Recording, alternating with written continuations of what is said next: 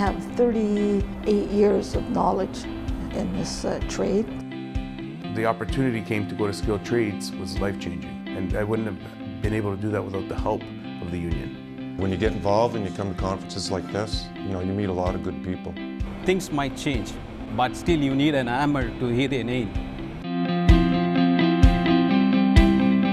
The Unifor Skilled Trades Council, it's made up of about 15 different area councils from coast to coast. We meet 3 times a year. We debate, we discuss, we talk about struggles we have in the skilled trades, common goals. It's about bringing the skilled trades from coast to coast together on one common ground. We lobby the government for standards, safety practices.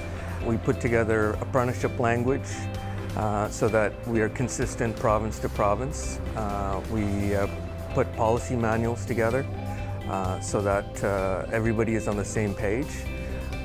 And also when we go into bargaining, we have bargaining language that's specific to skilled trades and skilled trades issues.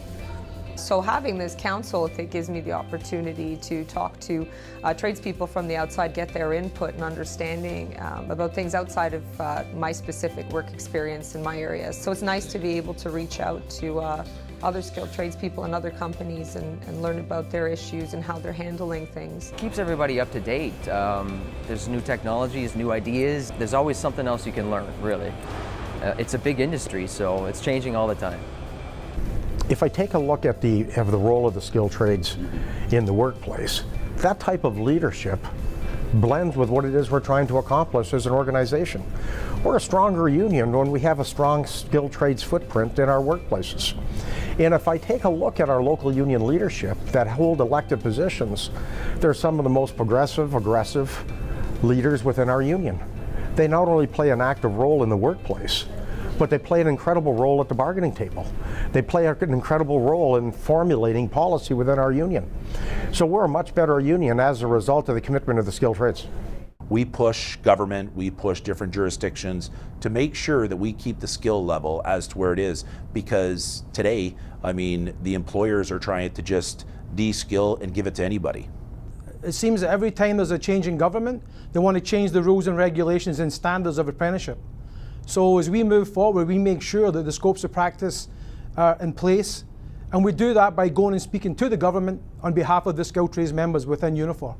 We don't degrade or underskill any trade. When somebody recognizes the fact that they're a skilled trade, we take that serious in the Skilled Trades Council. I was making $5 and change less than the other trades. My union rep, Greg Weaver, I went to him and he said, okay, he started the ball rolling. He fought for it and made me happy to be recognized as a trade and finally make the money that I should be making. New Brunswick, we're just new within the last year. So all the resources that they have around bargaining, all their policies, that's all new to us. So we're soaking all of that in. For example, going into bargaining, there's specific issues that each facility might have, but we have standard language that would apply to the issues that the plant or facility would have. Being in the skilled trade council gives me a sense of security, job security. As you look at a traditional skilled trade, usually it's a male with a hard hat, a big pipe wrench. We understand that that is not the case. So encouraging women is really one of the focuses that we have, and we do put a lot of resources to just focus on women to encourage them to join the skilled trades. I would love it if one of my daughters was an electrician or something along the lines of that. I think there's a potential for women to get into the trades and do what guys do just as well, if not better. Organizations such as the Unifor Skilled Trades Council help me every single day, and I bet people in this room had no idea. I knew that we were receiving this money, that we had been chosen as a recipient, and I knew how much help every single person in that room today was giving me. Our union has always been front and center relative to these issues around the social part of our union and helping out our communities, whether it be a food bank or a shelter.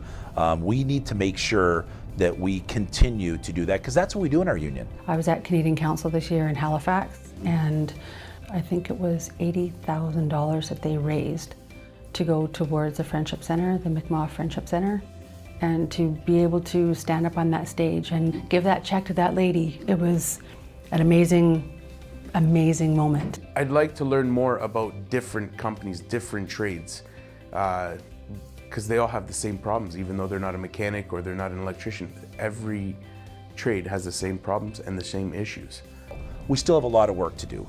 And you know, the one message that I would love to send to all the skilled trades is get involved with your union, get involved with some of the social issues. There's so many opportunities to help people that aren't as lucky as us, and you know, I would just encourage every one of them to get involved with their union. Just even coming to our local membership meetings is the first step, and then you can see how that atmosphere is.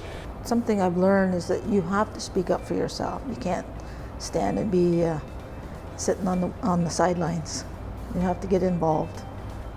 It's just a sense of that, you know, you belong to something that's bigger than you are, I guess. So it makes you, you know, you're part of a family that sticks up for each other.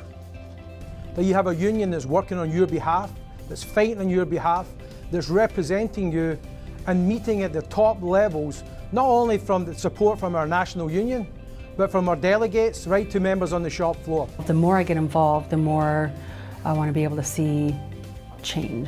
Otherwise, if we didn't have a union here, I don't think that things would be quite the same. You know, we don't, as individuals, have much leverage, so we do need to hold on to each other and support each other.